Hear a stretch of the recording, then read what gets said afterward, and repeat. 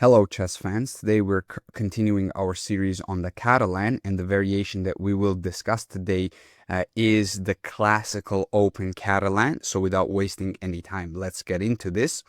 After d4, knight f6, c4, e6, white plays this move g3, black plays d5, bishop g2, bishop e7, knight to f3, castles, castles. So in the last episode, we did discuss the open Catalan, but we discussed it before a black castle. So here in this position, black took on c4, and after knight f3, we would get into the lines of the open Catalan. However, today we are going to discuss what happens after bishop e7 and castles by black. So black delays capturing on c4, and only after both sides castle, now black decides to capture on c4. Also, another small detail that I want to mention before I go on. I think I forgot to mention this in the last episode. The difference between starting with bishop to g2 or knight to f3. There is not a huge difference, but in some lines, bishop g2 avoids various b6 ideas by black. Not here, but sometimes it does. So I would recommend starting with g3, bishop to g2, before you develop the knight to f3. However, that doesn't mean that knight f3 is bad or anything. It is also perfectly fine. Okay. So now I will simply continue. After castles, castles, black captures on c4. And here we know that in open Catalan, we need to recapture this pawn on c4. And there are multiple ways we can try to do this. We can play knight e5, we can play queen a4, we can play queen c2. I will discuss the sidelines first. I will discuss knight e5 and queen a4. Let's start with queen a4. The problem with queen a4 is that after a move like a6, queen takes c4, you're basically transposing into the lines with queen c2 and a6. So let me go back. You saw the position that I just showed you. Let me just show you one more time. It was this. So black played a6, b5. If you play queen c2 after a6, you can still go into this line, but you have additional advantage by the fact that you don't have to take immediately. You can start by playing this move a4, and this is actually the new main line of this position. Queen takes c4 is the old main line here. So that is why I don't necessarily like queen a4 that much. I feel like you are restricting your options. As for a move like knight to e5, this is totally playable. Here what black should do is actually straight up just go knight c6 and go into this position. There's really not a better move for black than this. Black can try a move like knight d5, for example. But once again, after knight takes c4, we still go into positions where white has a very small advantage, and it is a very pleasant position for the white pieces. And even if knight c6 is played, even here after bishop takes, pawn takes, and then knight c6, and then a line like this position is supposed to be equal at the computer level, but I still think white has a more pleasant time because of black's structure. However, black has the light square bishop, the only light square bishop remaining on the board, and also there are some light square weaknesses in white's position, so it could be double-edged to go for this, because black could try to exploit these light squares, and if black is able to create an attack, the position gets dangerous for white. So that is why I'm not a huge fan of this knight e5 line, but it is playable, and if you're comfortable with it, you can definitely go for it. Okay, now let's discuss the main move, which is queen to c2. And after queen c2, there are 4 good replies here, in my opinion, by black. Those are a6, b6, c6, and b5. These are the only good replies by black. I will start with a6. This is the main line. So if you play the Catalan, you need to know this sequence. And here, as I said, queen takes c2 is the old main line and a4 is the new main line. I will start with queen takes c4 first. After b5, we drop the queen back to d2, and after a move like bishop to b7, challenging this bishop on the diagonal. Here you can continue in a couple of different ways. You can play bishop d2, bishop f4, or bishop g5. These have all been played before. The main move is bishop to d2, and this might look sort of unnatural, but it has a very venomous idea in mind. And the idea is that if black plays a natural looking move, that is knight b to d7, intending to play c5, and this is, a seemingly normal move, here white has this super cool idea, bishop to a5, pinning this pawn on c7, and it is under quite a bit of pressure here. The rook's also gonna come to c1, and the position gets sort of dangerous for the black pieces. So the main way to continue after bishop d2 for black is actually, there's a couple of ways. There's rook to a7, simply defending the bishop and also defending the 7th rank in general once the bishop moves. There's also bishop to e4. This is the main move. And after queen c1, c6, this is a very interesting way to play for the black pieces. I think these positions are very equal. I don't see a lot of advantage for white, although white scores sort of okay here. 23% is white's win rate, 62% draw, and 15% is the win rate for the black pieces.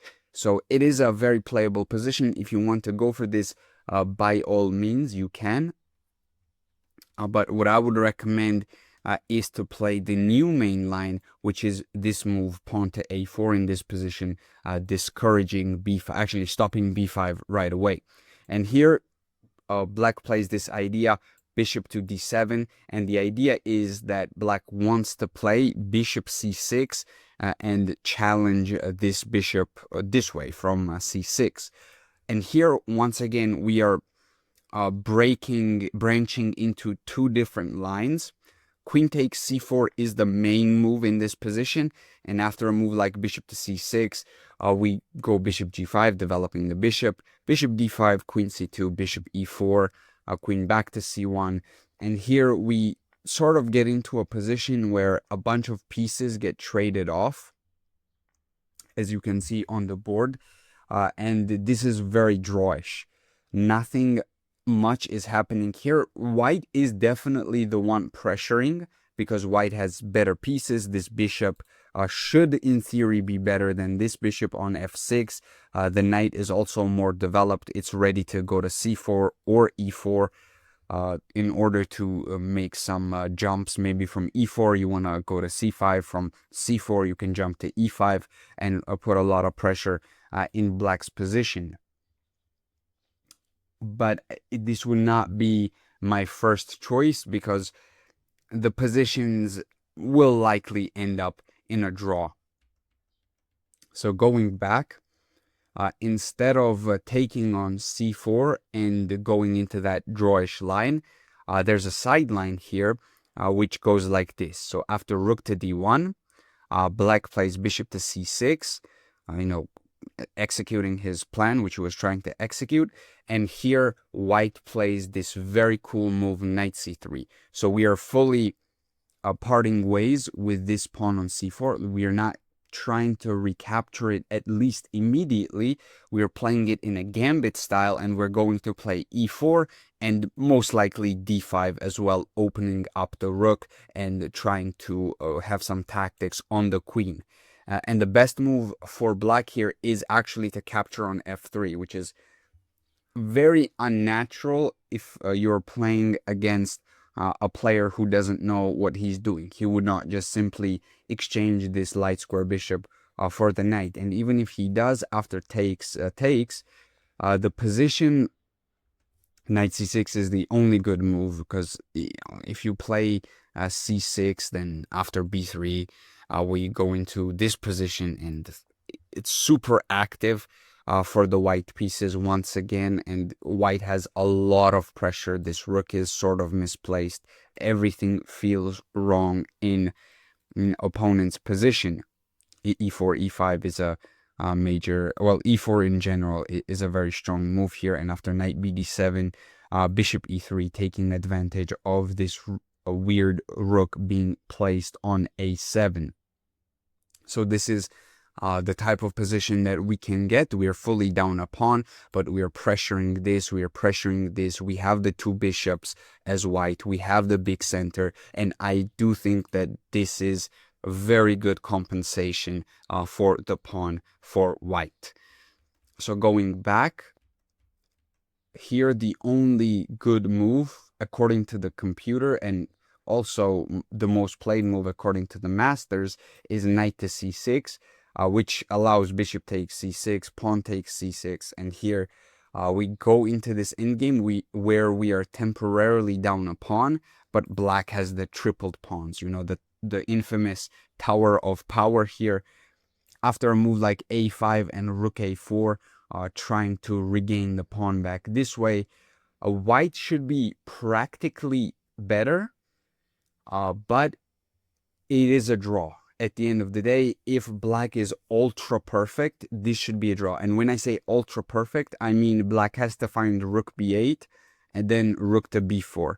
This is the main defensive move. And after knight a2 takes, we get into this position where it is a draw, but it is a more pleasant game for the white pieces, in my opinion. And it's super easy to go wrong for black as well. For example, if black after knight c3 plays this move b5, which sorry, not here, after knight d7, e4, and then b5, trying to break out. Here we have various ideas with d5, and after e takes d5, e5. So this is not a typical idea that happens in d4 positions, but this pawn sacrifice kind of with d5, e takes, and then e5 has been known, but it is rare, and it is definitely super cool as well.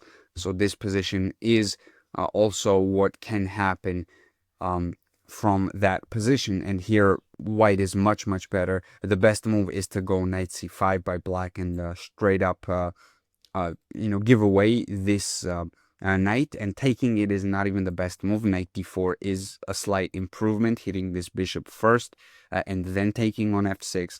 But if you're going down a piece here with black, something has gone wrong for sure. Something has gone wrong, and this position is going to be very pleasant for the white pieces. Okay, so that is the a6 line. So now let me move on to the next one. Okay, we're already here. So let me just show you the beginning moves really quickly. Here, no, not c6. Sorry, my thing is lagging. Let me refresh really quickly.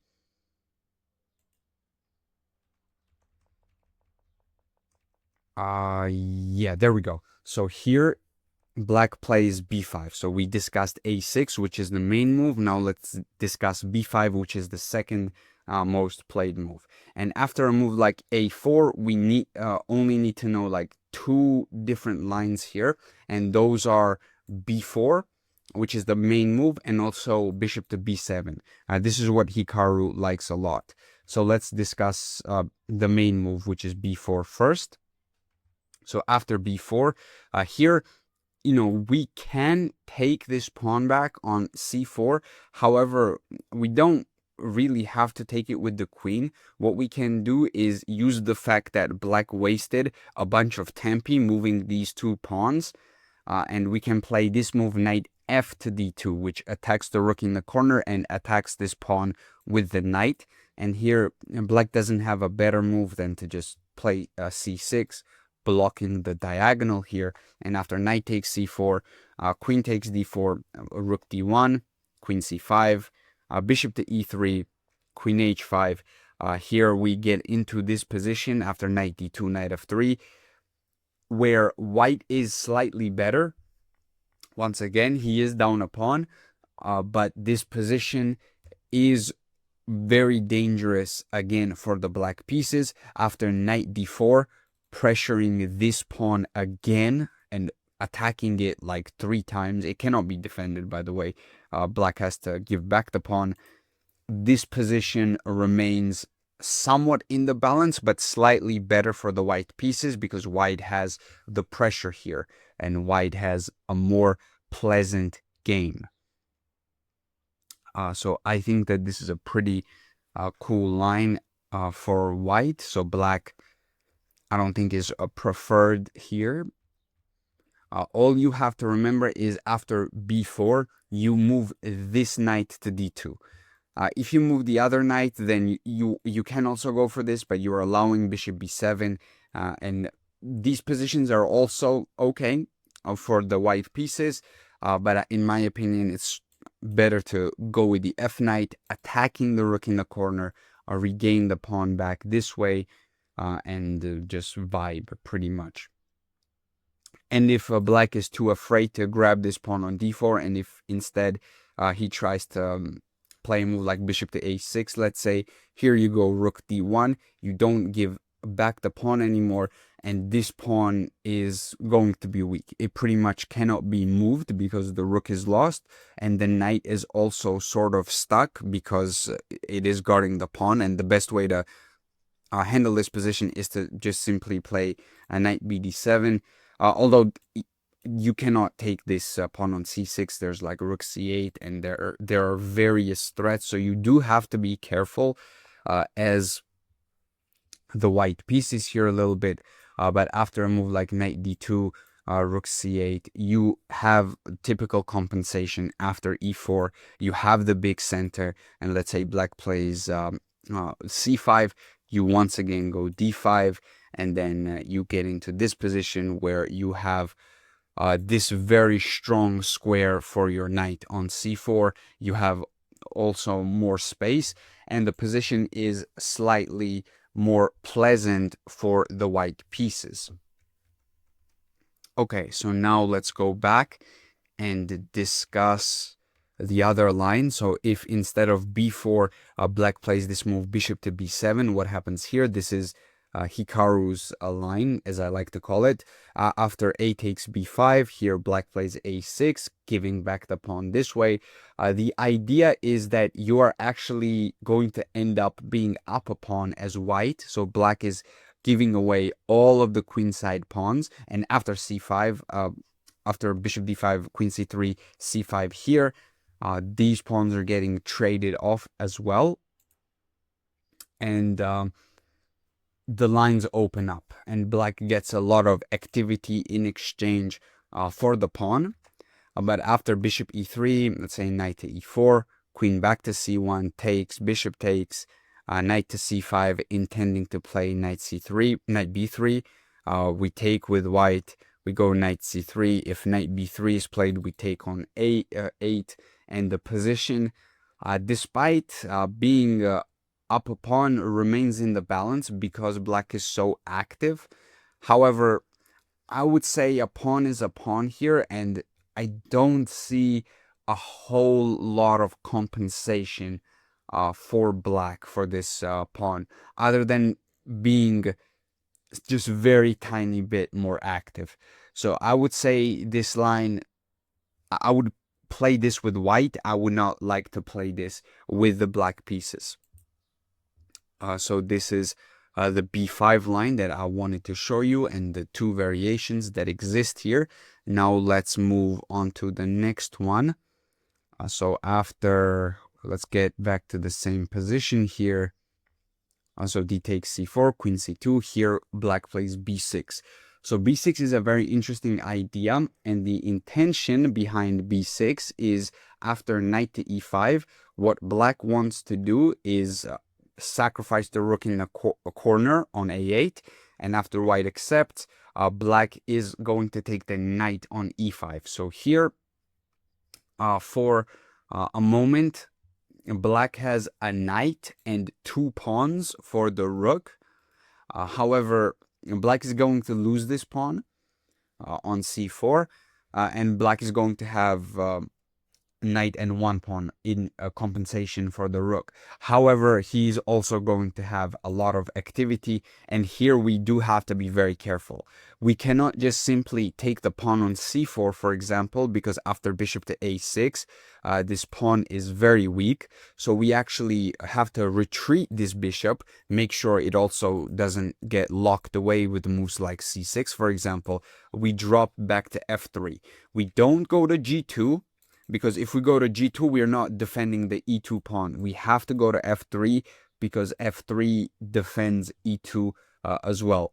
And here in this position, black cannot play a move like b5 because of bishop f4 and some pressure here, and white gets typical compensation for the pawn. And actually the material is equal, but white still has compensation for the pawns with a lot of activity with the two bishops being on these diagonals. a4 is coming, so the position is dangerous. So here black should not really hang on to this pawn on c4.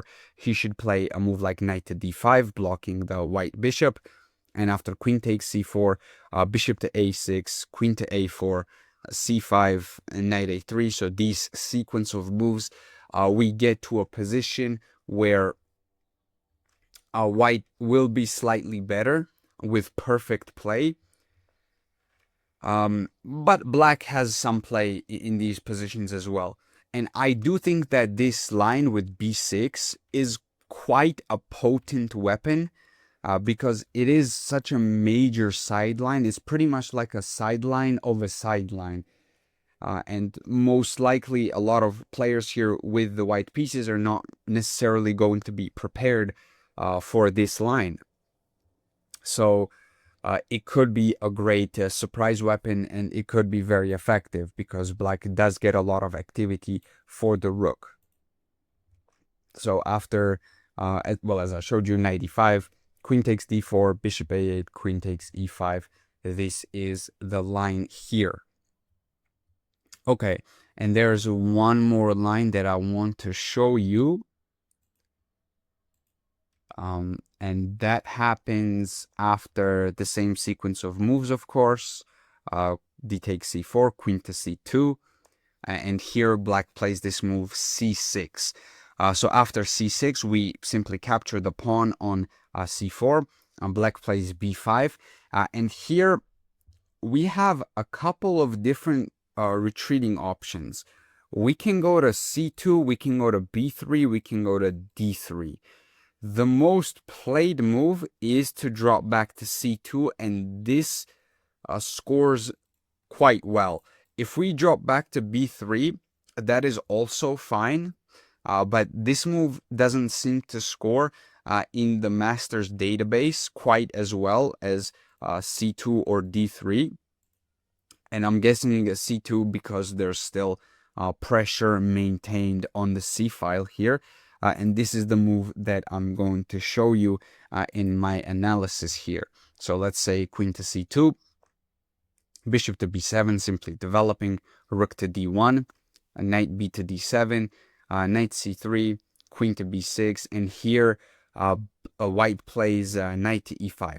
So this idea might look wrong at first, because after takes knight to d5, what are we doing, right? We are doubling our pawns. And oh my god, black is going to start pushing on the queen side here. We're going to get overwhelmed. Well, not really, because in this position we can actually play knight e4. And the idea of knight e4 is that we want to go bishop to g5, trade off the dark square bishops. And if we get rid of these two bishops, then the d6 square is a very strong outpost for the white knight. So let me just show you. So c5 is the best move, but let's say black plays a natural move, which is not necessarily the best move, rook f to d8. After bishop g5, let's say bishop takes, knight takes, here we're threatening h7, so g6 has to be played. Now we simply come back and we have access to these dark squares, and the position is very dangerous for the black pieces. Actually, I would say black is probably just lost here. I mean, what do you do after knight d6? This knight is so much stronger than the bishop. We can even trade the light square bishop for the knight and leave these two minor pieces on the board. And of course, our knight will dominate our opponent's bishop. So that is how black can go wrong here. Let me just show you one more sequence. So one of the best moves here is to play c5 for black, just to open up the diagonal here. And here we play bishop g5, and black has to pretty much play knight b4. This is the only move, attacking the queen. And then after the queen to c3, we get to a position like this where I guess bishop to g5 has to be played. And here the game is super interesting. White can take back in this position, but white can also throw in this move, rook d6, and then take back, which is supposed to be a slight improvement over just taking back immediately. Because if you take back immediately, then some trades happen here. The position will probably liquidate, and it will still be slightly better for the white pieces, practically speaking, but it should be a draw. So that is the line that I wanted to show you here. And I think that is going to be it for this episode. If you enjoyed, please like and subscribe, and I will see you in the next one. Goodbye.